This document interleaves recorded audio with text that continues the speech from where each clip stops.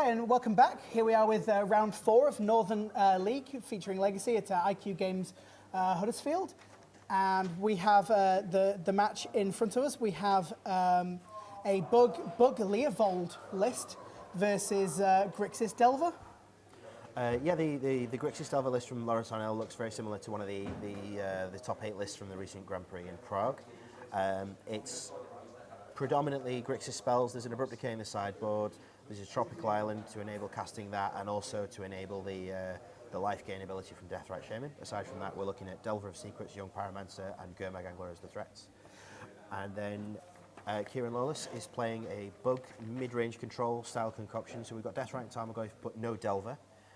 Baleful Strix, Vanillion Clique, and Leovold from the new Conspiracy set. We'll have to see if we get to see that in action, because I've not seen one cast yet. And we're going to the feature match area now.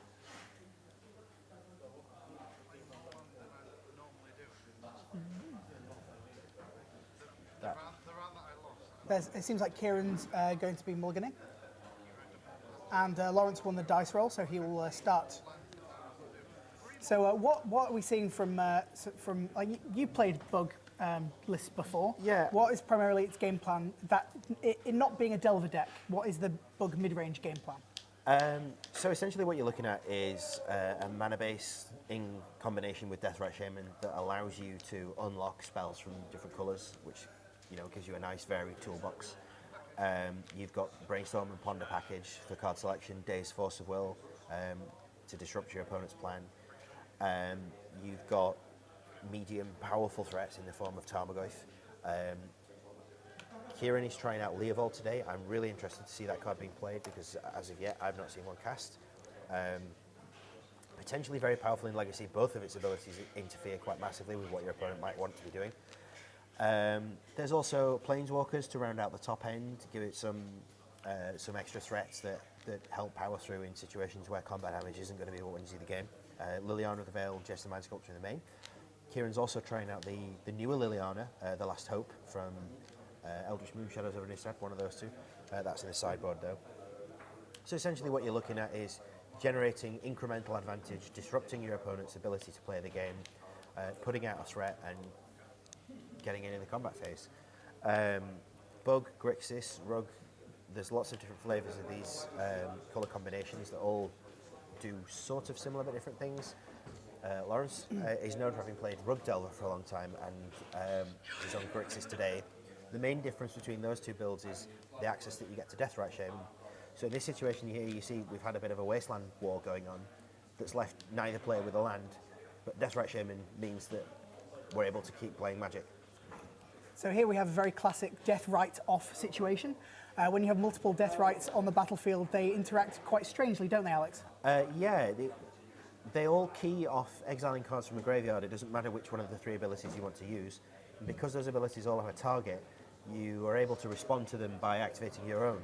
So you could have a situation where Lawrence tries to exile the Wasteland with one of his Deathrites, and in response Kiwi taps his Deathrite, and in response Lawrence taps his other Deathrite. It's also important to remember that first ability on Deathrite Shaman, despite looking like one, is not a mana ability.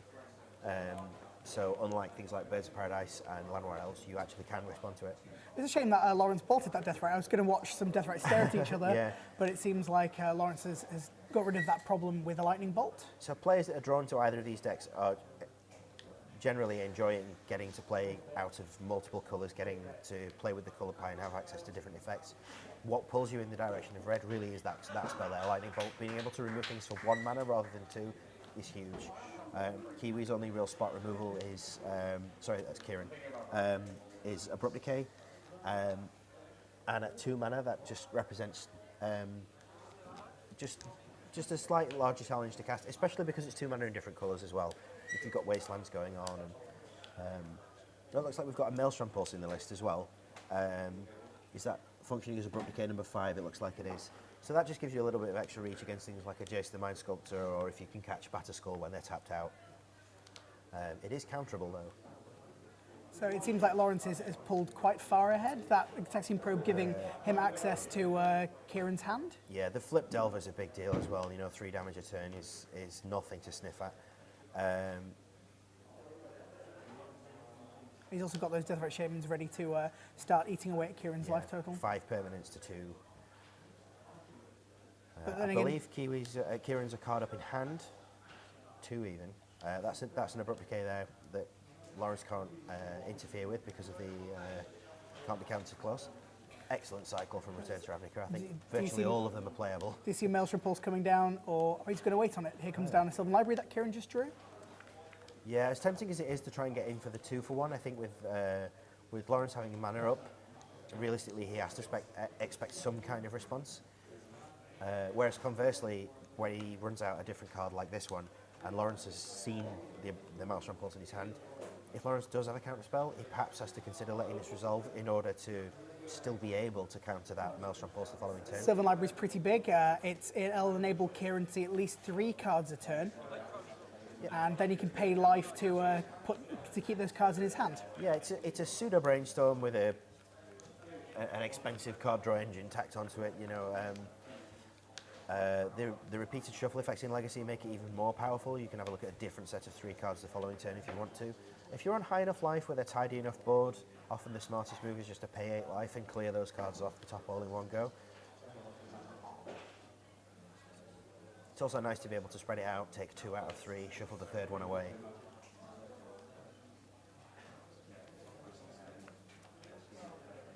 So there's Deathrite, so using the Drain ability, the black and tap to deal 2, well, not deal 2 damage, the opponent loses 2 life.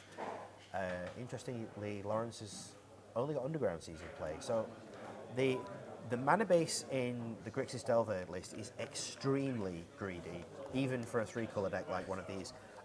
Every land that taps for coloured mana is an island and 1 other colour as well. There's no Bayou, there's no Badlands or anything like that to tie the colours together across one of the bridges that doesn't include blue. So in order to allow himself to drain with both Deathrite Shamans, Lawrence has had to fetch 2 Underground Seas. This means he doesn't have a Volcanic Island or a Tropical Island in play, so presently he can't cast spells that require red or green. Unless he uses the Deathrite Shaman. Of course, yeah, the Deathrite Shamans generate that mana. allow him to do that, but they're a limited resource, and that doesn't combine well with the apparent plan of draining. Yeah, if Lawrence's game plan is to ride the Deathrite Shamans to victory, he can't keep doing that and access red mana.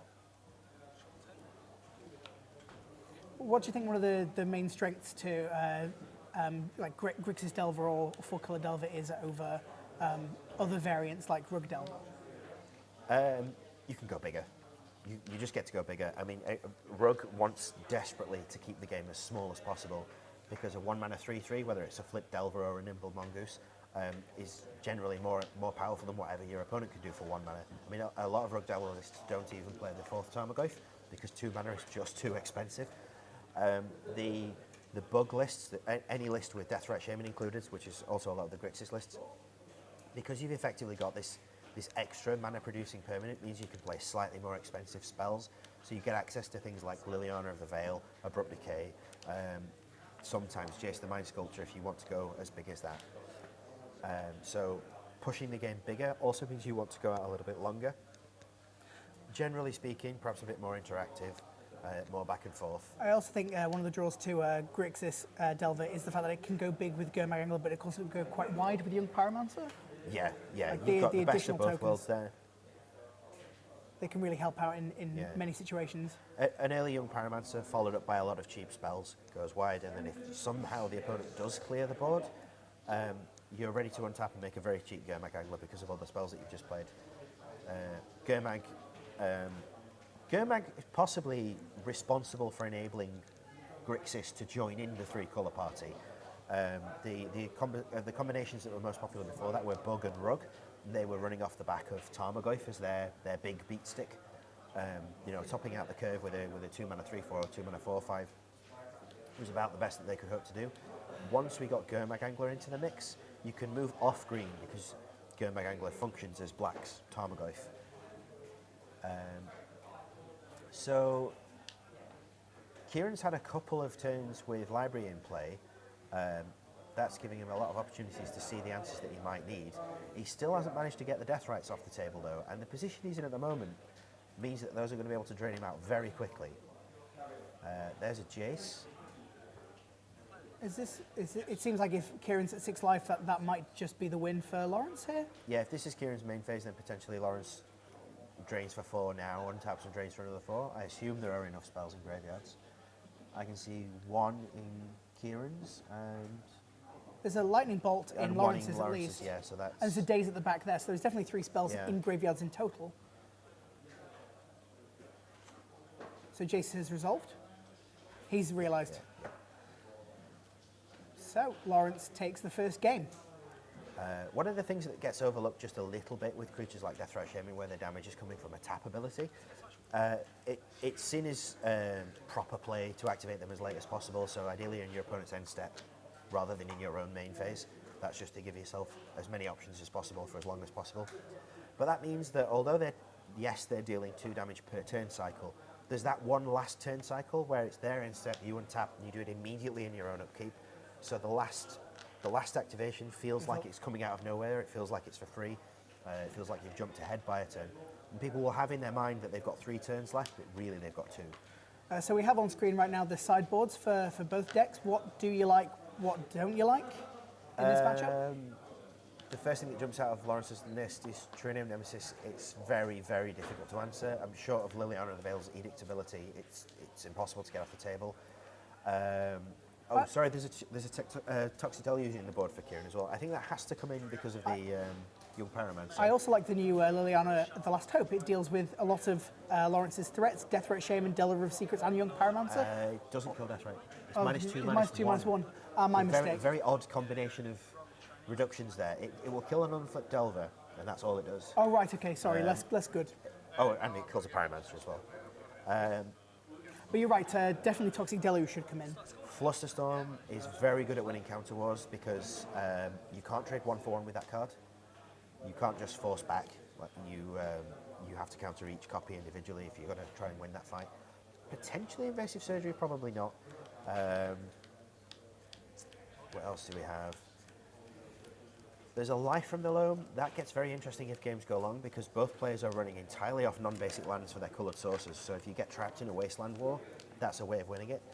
The downside there is that Lawrence's deck is also a Death Right deck, which means it can not only exile the lands that you would want to target with Life from the Loam, it can exile Life from the Loam itself. Sure. I like Baleful Strix. Sure. From Lawrence, that seems like a good creature. It can block the Gurmag Angler and take it out. Also, Lawrence is the one with Gurmag Angler. It's an exceptionally good card because card advantage in Legacy is actually quite scarce. Card quality is very high. Card selection is rife, but card advantage is relatively rare. Baleful Strix will come into play, immediately replace itself, and then usually trade with something in combat or trade with a removal spell from the opponent's hand. You usually end up on the exchange. Additionally, you've got the bonus that it happens to be blue and therefore can be pitched to force.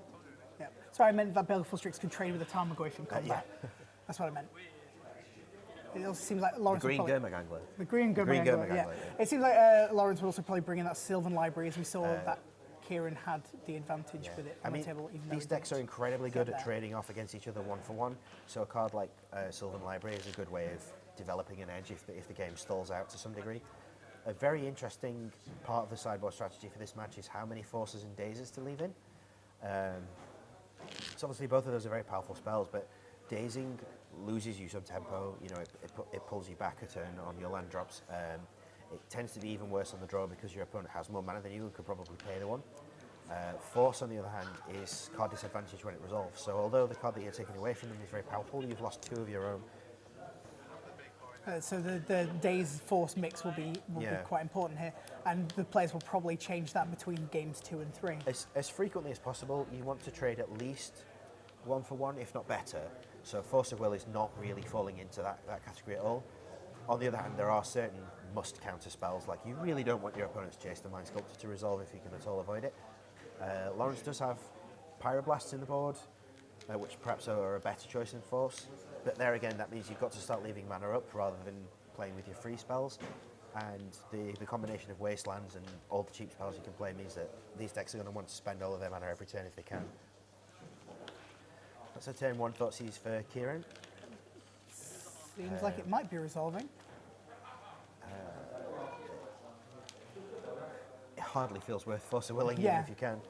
So force definitely still in for Lawrence. Well, Lawrence is on the draw, so that makes some sense. Can't quite see. So Kieran's got what looks like an abrupt decay, a Jace, a couple of lands. I think that's the Pyromancer being taken away there. I can get behind that decision. I mean, the runaway card advantage of generating tokens is just very, very difficult to catch up from. If you're in Kieran's position, how are you feeling about your opponent's hand after the Thoughtseize? I'm annoyed that I've left him with a Death Threat Shaman because that's so powerful in this matchup. I'm kind of pleased to see the Force of Will because either, like for the time being, it's more or less a blank card. I don't see him wanting to pitch his Brainstorm to it. On top of that, at some point he is going to cast it, and realistically I'm a card up out of that exchange, even if the card that I lose is very powerful, like I have a Jace in my hand at the moment. I think this might be a Sylvan Library from Kieran. I think he just drew it. We'll see. And as much as I've sort of criticised casting Force of Will at all in this match, Sylvan Library is exactly the kind of card I would be willing to throw it at, purely because that's not a 2-for-1. Because if I don't remove it, that card's going to generate advantage for Kieran. So it's a 2-for 1 card plus all the subsequent advantages you would have gained. It's difficult to quantify, but it's certainly worth keeping that card off the table. So it seems like the abrupt decay for the Death Right that he left in Lawrence's hand. Yeah, knowing what's in Lawrence's hand, that's an excellent way of weakening Lawrence's ability to play Magic this turn. We do know that his hand includes Brainstorm and Fetch, though. I'm kind of surprised that wasn't the line. Perhaps Lawrence feels like he needs to play around Days.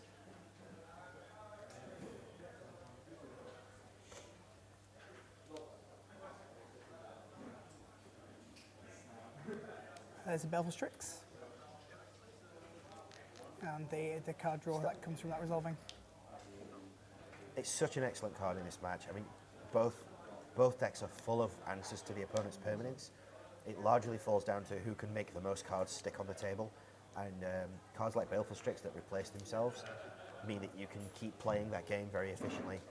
Kieran there has managed to land the Sylvan Library. It's the second time in the match that Lawrence has had Force with blue card in hand and has neglected to counter the Sylvan Library. He probably doesn't see it as a threat to his game plan. It's a very difficult card to evaluate because the short to long term advantages of that vary massively. The short term, it's basically worse than a Ponder, but in the long run, it generates an incalculable amount of damage that's very difficult to catch up from.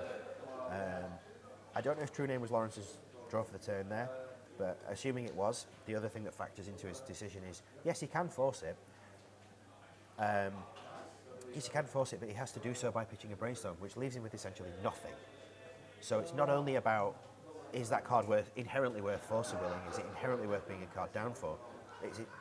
Is it worth the damage that does to my hand? And if it leaves you with only lands against someone who you know has other cards left to play, you can't really take that risk. So Kiwi just looked through Sylvan Library and he found himself a Liliana of the Veil that, in concert with the Abrupt Decay, might be able to help him get the True Name off the table. But we'll see how that develops over the next couple of turns. Yet another function that Baleful Strix has served there is helped Lawrence to play around that Edict ability from Liliana. You know, the answers to True Name Nemesis are few and far between. Being able to put a buffer between True Name and being removed is fairly significant. I am imagining this is a Jace the Mind Sculptor coming from Kieran now. And given that Lawrence's hand is still Force of Will Brainstorm, I'm not expecting it to resolve. Yeah, that's Jace the Mind Sculptor. That will generate so much card advantage, try and lock Lawrence off his draws. It seems like a card that Lawrence has to answer. That's Kieran saying, show me a Force.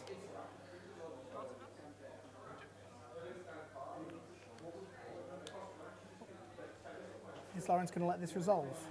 I can imagine him being tempted to just try and beat it in combat damage. If it resolves, Kieran has to +2, because the other abilities are just... Well, I guess you can call it a 4-mana Brainstorm, but that doesn't seem like an effective use of the card. If he +2s, he untaps with it on 1 token. But that's not going to happen. Lawrence is showing him the Force of Will. So Lawrence's hand is just fetch land now, which means that although Kieran, in the short term, is looking quite a long way behind,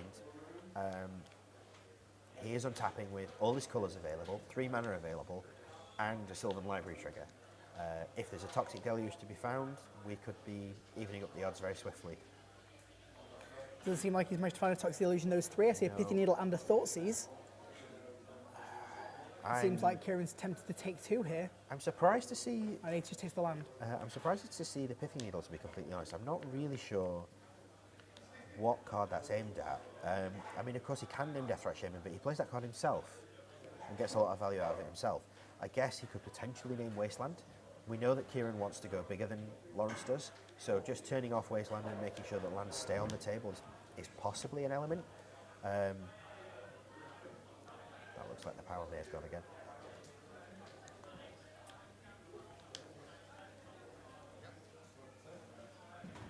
So we've managed to resolve an Abrupt Decay there, removing the Baleful Strix, which means that the Liliana downtick will actually remove the True Name Nemesis now.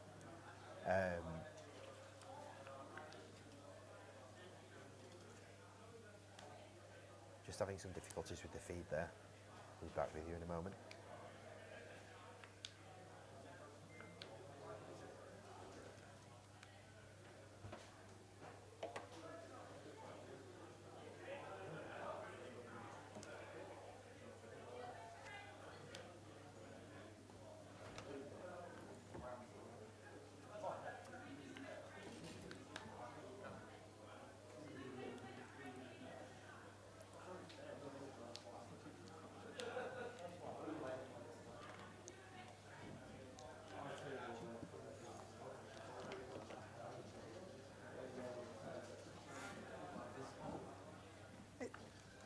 We've got The lights on there. Nothing, it just went off. Has anybody touched me? Nope. Now it says check signal cable. Right, this fell off and the thing fell out, so somebody must have nudged it and that fell off the table. Can you see it again now? Yeah. Sorry about that, we just had some technical difficulties. We're now back with you. Okay, so Lawrence has made a replacement second creature, which means Edict is still not going to get True Name off the table. Kieran's made a Baleful Strix of his own.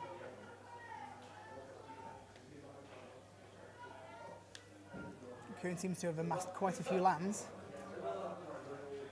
We've got a redundant fetch land there. You can't really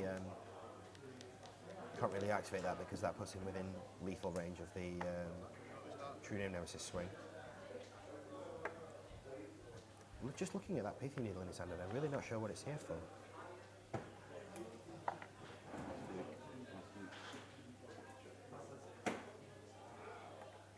Is it possibly boarded out his own Deathrite? It's possible that that might have been an option that he chose to do, to bring in the Pithy Needle. Seems really odd on the play, in particular. It gives you the first opportunity to get advantage out of them. When we were talking about the Deathrite showdown earlier, the advantage of being the first one to resolve one is fairly huge. The player's on pause. Players aren't doing anything. Is it frozen? So Kiwi leading with the Liliana there.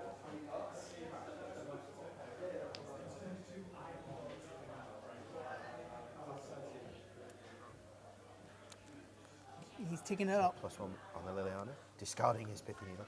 It's been pointed out that that might have been brought in anticipation of Umzoa's Jitty.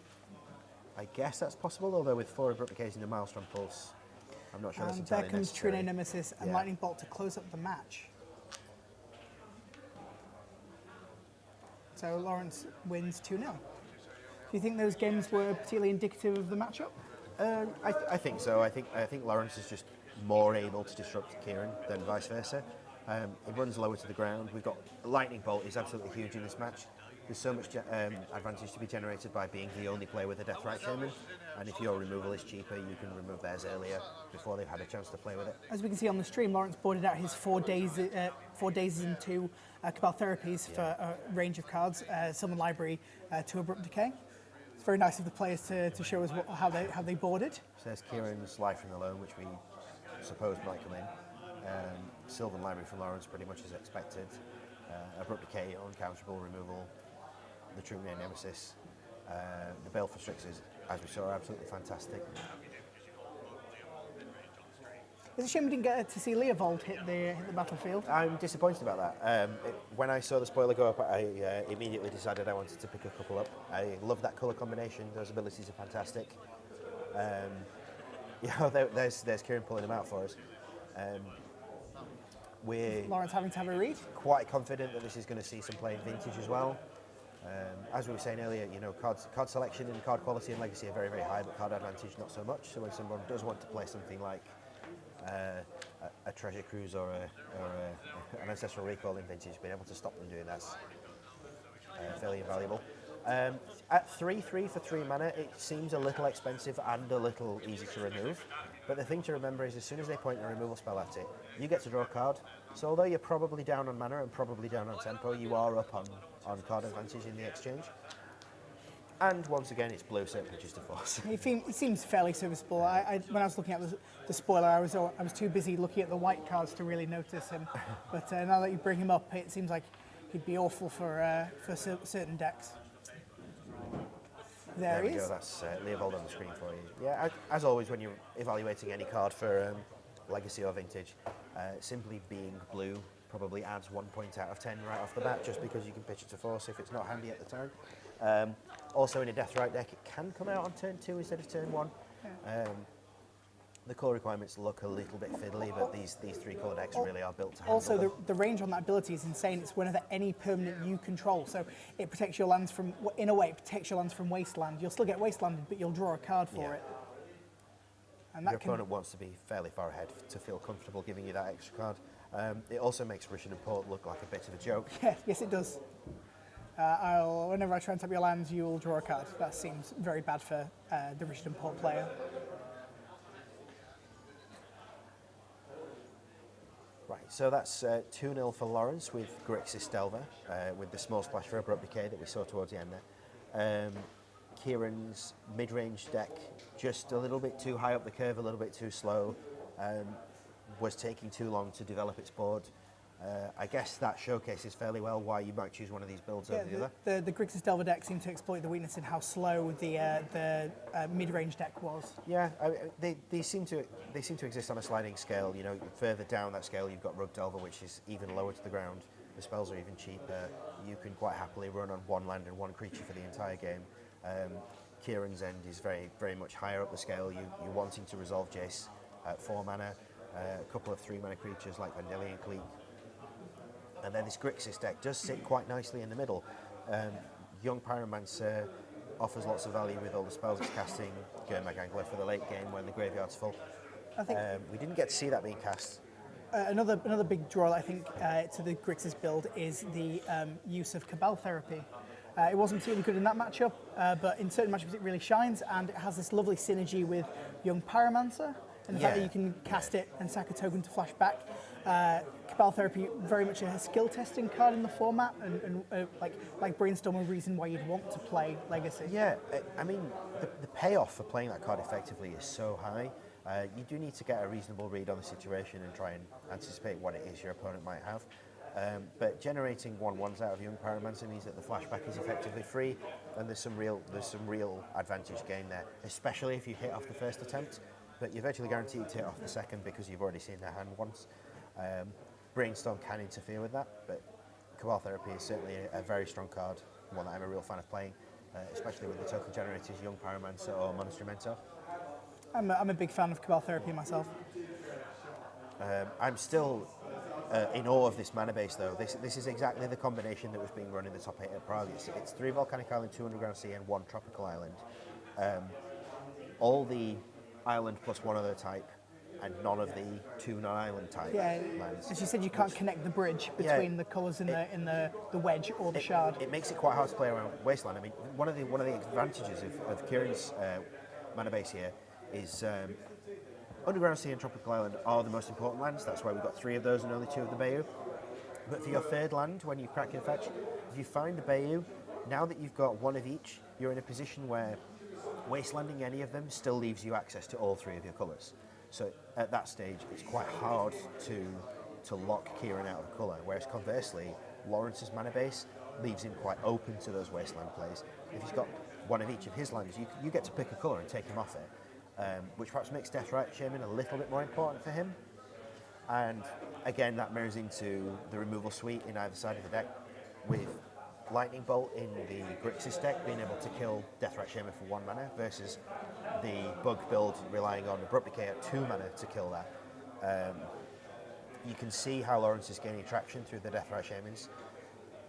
But yeah, you can certainly imagine that a double Wasteland draw from Kieran might inherently be enough to win the game before he's even cast a spell, and especially in game 2 with the Dredge spell, Life from the Loam, to get the Wastelands back and keep recycling them if Lawrence can't keep on top of the game with Deathrite Shaman. It's a shame we didn't see the Gurmag Anglers come in, because it seems like the Bug mid-range deck would have a bit more of a problem removing that card, with the fact that its removal is primarily Abrupt Decay. I suppose it does have this Maelstrom Pulse and the Lianas to back that up. They are a little bit of a trump card, but the bounce from Jace is an absolute nightmare, because although casting it the first time is usually 1 mana, maybe 2, if it gets unsummoned and returned to your hand, trying to cast it again at a relatively low cost is difficult. You know, unless you're playing cards like Thought Scour, you don't quite fill up the graveyard in that way. I'd be interested to know if Lawrence left them in. I would expect certainly 1 stayed in. I believe he did, because I believe he boarded 6 cards in for his 2 Cabal Therapies 4 days. I think he brought in the Sylvan Library, the Abrupt Decays, the Baleful Strixes, and the Trine Nemesis. That's what he brought in. I know he saw both Maelstrom Pulse and Jace the Mind Sculptor in game 1, and I wondered if that might have been enough to put him off, but the payoff's so high when they stick around. And the answers are, you know, not in great number. They do dodge Abrupt Decay, which is his main piece of removal. They outfight the majority of his creatures in combat. I mean, they trade with Strix. They're at least the same size, if not bigger than Tarmogoyf a lot of the time. Deathrite Shaman doesn't stand a chance, and Leovold and Gleek are both too small as well. So, is there any interest in any of the other cards in the sideboards for any other particular matchups? I see there's general red hate in Lawrence's sideboard for... Both players with Dread of Night, blue for hate. Death and Taxes. Both players with extra combo pieces or counter spells, Flusterstones for Kieran, the red blasts for Lawrence. I see a fairly recent card in Kieran's list, Painful Truths. The 3 mana sorcery where if you put 3 colours into it, you draw 3 cards, lose 3 life. It's pure, raw card advantage in the most simple way possible, and that is something that most Legacy decks just lack. You know, Brainstorm functions as virtual card advantage because you put away the cards that you don't want, but simply resolving a card and finishing the turn with more cards than you had at the beginning is something that the majority of Legacy decks don't do. And in any match that's going to go long, perhaps against a control deck or something like that, bringing in a card like Painful Truths is a really strong way of just pulling ahead while ever the game's quiet. You know, both of these decks are running a lot of removal spells. There's a lot of interaction and trading 1-for-1 going on. There were several points where both players had lands but no creatures. And if on a turn like that you can resolve a Painful Truths, by the time you untap for your next turn, you might be looking at a situation where it's 5 cards in my hand to 2 cards in yours. And I'm going to feel really happy about that. I do agree that it's a sideboard card, though. I don't think I would play it in the main. There's too many matches where you just don't have time to take advantage of a card I like can't see that being very useful against Storm in any way. It's interesting that it's a life for cards spell. It's interesting that it ended up being a black card draw spell that ended up making the grade. The amount of cards you get for the amount of mana that you put in is something that they've tweaked a lot over Magic's history, going right back to Ancestral Recall in the very first set, which I think we can all agree was a mistake, to some of the worst ones where you're paying 4 mana for 2 cards and that's just not good enough. Painful Truths just does seem to have hit the nail on the head. It seems like black gets the more bang for its buck because it pays life as well as you can mana. even, again, Deathrite decks do have this ability to play not only 3 mana spells on turn 2, but 3 mana spells with fiddly mana costs on turn 2 because you've got dual lands plus a Deathrite. I can even envisage a game where you're on the play, but you mulliganed, it's in your hand, you play it on turn 2. And You've undone mulligans. You just undo the mulligan, you win that advantage back.